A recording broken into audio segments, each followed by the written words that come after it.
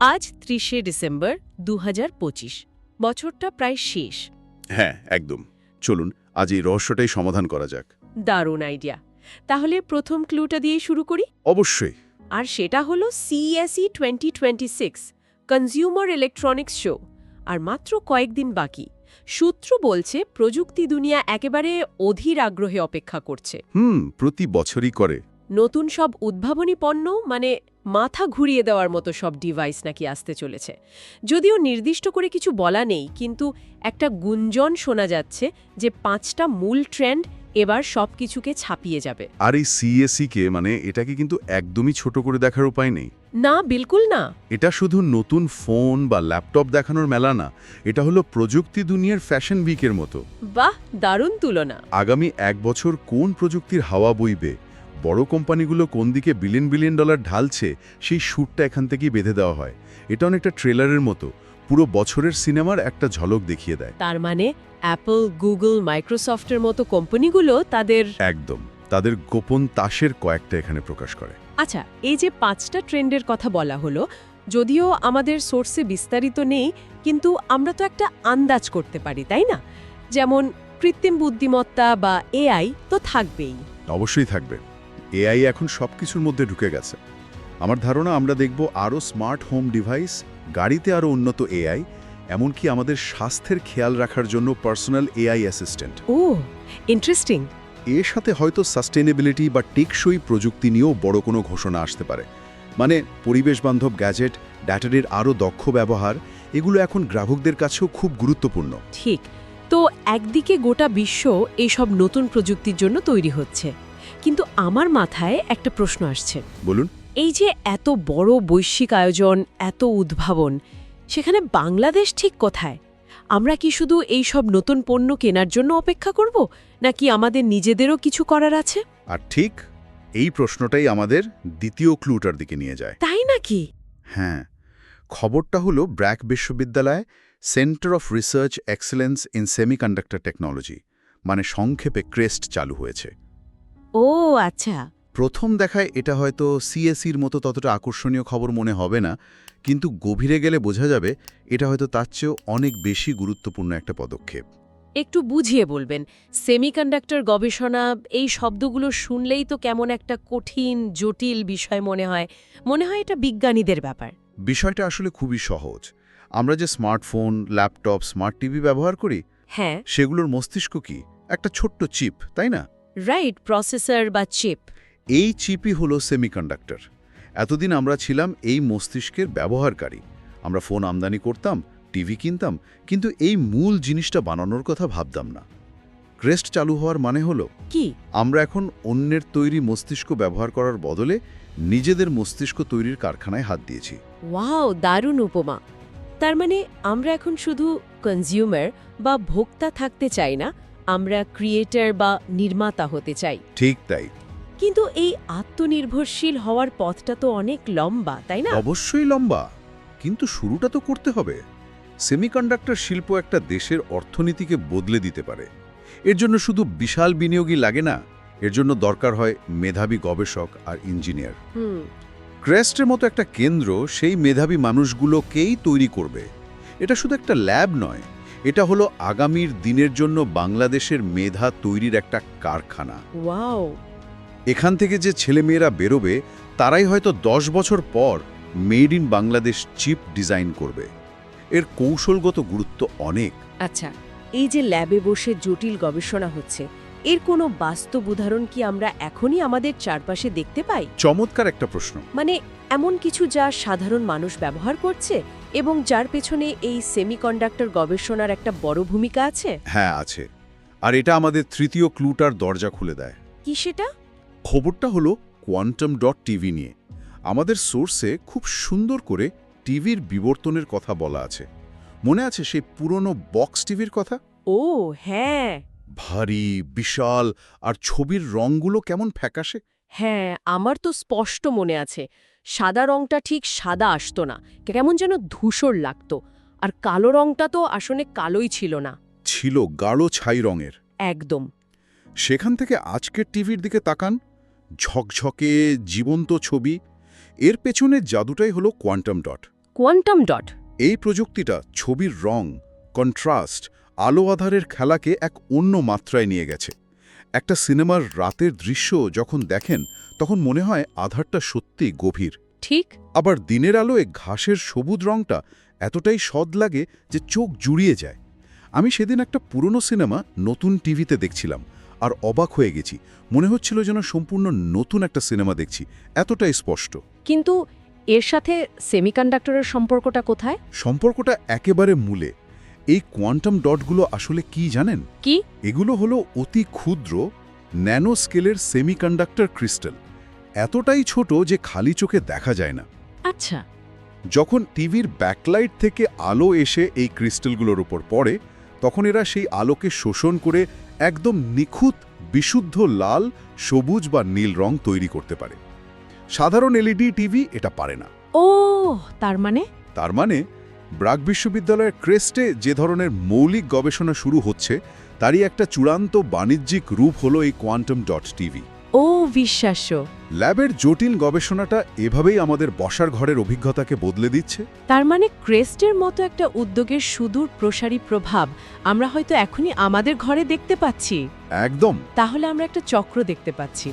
বিশ্বমঞ্চে CSE এর মতো প্রদর্শনীতে নতুন ট্রেন্ড আসছে, দেশে ক্রেস্টের মতো প্রতিষ্ঠানে তার ভিত্তি তৈরি হচ্ছে, আর কোয়ান্টাম ডট টিভির মতো পণ্যের মাধ্যমে সেই প্রযুক্তি আমাদের জীবনে ঢুকছে।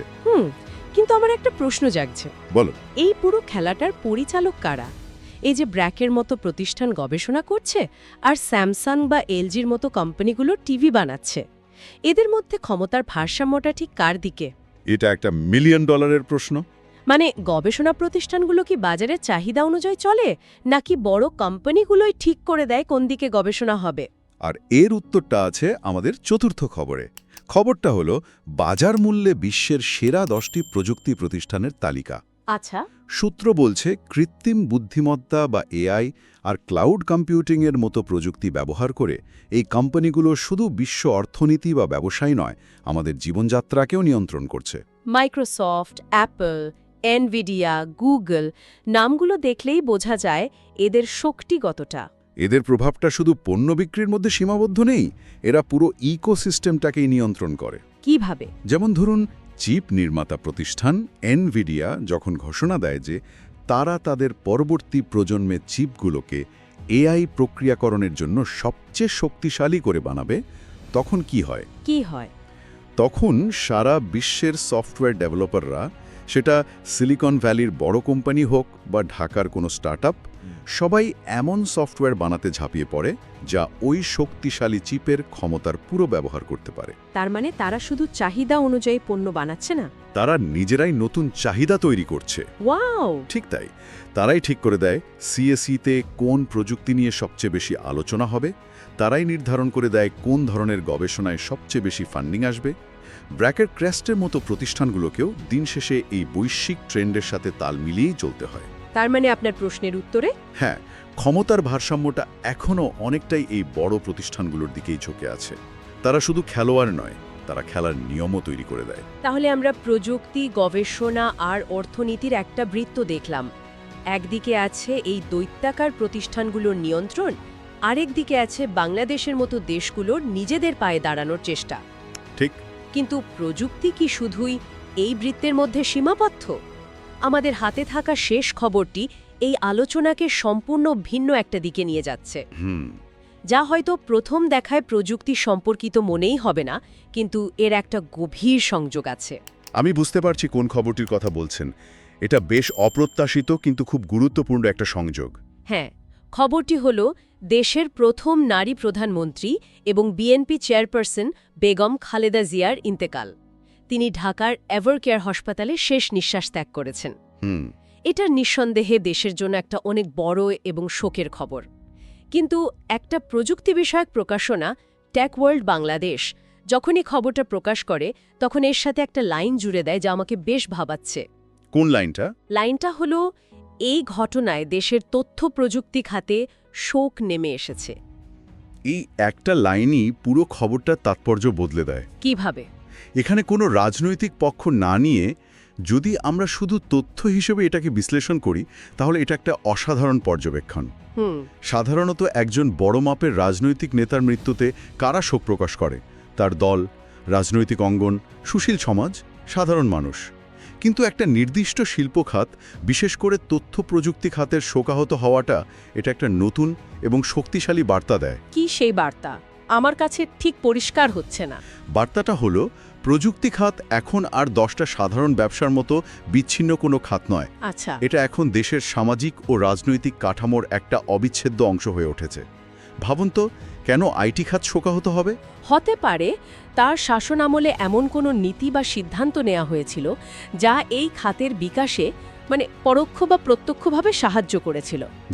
যেমন সাবমেরিন কেবলের সাথে যুক্ত হওয়া, বা সফটওয়্যার পার্কের জন্য জায়গা বরাদ্দ করা, কিংবা ইন্টারনেট ব্যবহারে ভ্যাট কমানোর মতো কোনো সিদ্ধান্ত। তার মানে প্রযুক্তি খাতের মানুষজন হয়তো তাদের বিকাশের পেছনে কোনো নির্দিষ্ট রাজনৈতিক নেতৃত্বের অবদানকে স্মরণ করছে। হতে পারে। অথবা তারা হয়তো ভবিষ্যতের কোনো সম্ভাবনার কথা ভেবেছিল।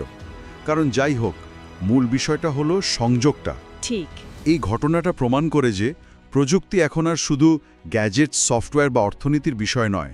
এটা জাতীয় নীতি, নেতৃত্ব এবং রাজনৈতিক দর্শনের সাথে ওতপ্রোতভাবে জড়িয়ে গেছে।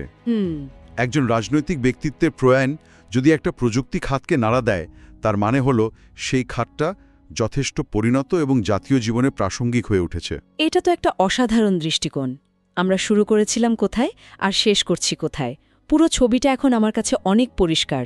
হ্যাঁ, আমরা শুরু করেছিলাম CSE 2026-এর মতো একটা আন্তর্জাতিক শো দিয়ে, যা ভবিষ্যতের একটা ঝলক দেখায়। তারপর আমরা দেখলাম সেই ভবিষ্যতের জন্য বাংলাদেশ কিভাবে প্রস্তুত হচ্ছে ব্র্যাক বিশ্ববিদ্যালয়ের ক্রেস্টের মতো গবেষণা কেন্দ্র তৈরির মাধ্যমে, যা আমাদের আত্মনির্ভরশীল হওয়ার স্বপ্ন দেখায়। ঠিক। এরপর আমরা সেই জটিল গবেষণার বাস্তব ফল দেখলাম আমাদের বসার ঘরের quantum.tv-তে, যা আমাদের দৈনন্দিন জীবনকে আরও রঙিন করে তুলছে। আর এই সবকিছুর পেছনের মূল নিয়ন্ত্রক হিসেবে আমরা চিহ্নিত করলাম বিশ্বের শীর্ষ প্রযুক্তি প্রতিষ্ঠানগুলোকে, যারা শুধু পণ্য নয়, পুরো পৃথিবীর প্রযুক্তিগত গতিপথই নির্ধারণ করে দেয়।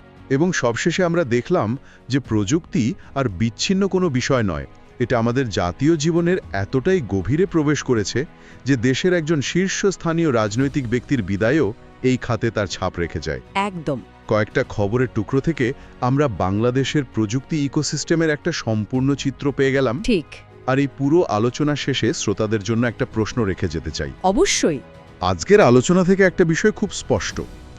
একদিকে আছে গুগল, মাইক্রোসফটের মতো বৈশ্বিক প্রযুক্তি দানবদের অপ্রতিরোধ্য প্রভাব, যারা খেলার নিয়মকানুন ঠিক করে দিচ্ছে। আর অন্যদিকে আছে ব্র্যাক বিশ্ববিদ্যালয়ের ক্রেস্টের মতো প্রতিষ্ঠানের হাত ধরে আমাদের দেশের নিজস্ব সক্ষমতা তৈরির একটা নীরব বিপ্লব। ঠিক। 2026 সালের দ্বারপ্রান্তে দাঁড়িয়ে বাংলাদেশের জন্য সবচেয়ে বড় চ্যালেঞ্জটা হয়তো এটাই হতে পারে, এই দুইয়ের মধ্যে ভারসাম্যটা কিভাবে তৈরি করা যায়, কিভাবে এমন একটা স্বতন্ত্র প্রযুক্তিগত পরিচয় তৈরি করা যায় যা বিশ্বমানের হবে, কিন্তু যার শেকড় থাকবে আমাদের নিজেদের প্রয়োজন, উদ্ভাবন আর সংস্কৃতির মাটিতে।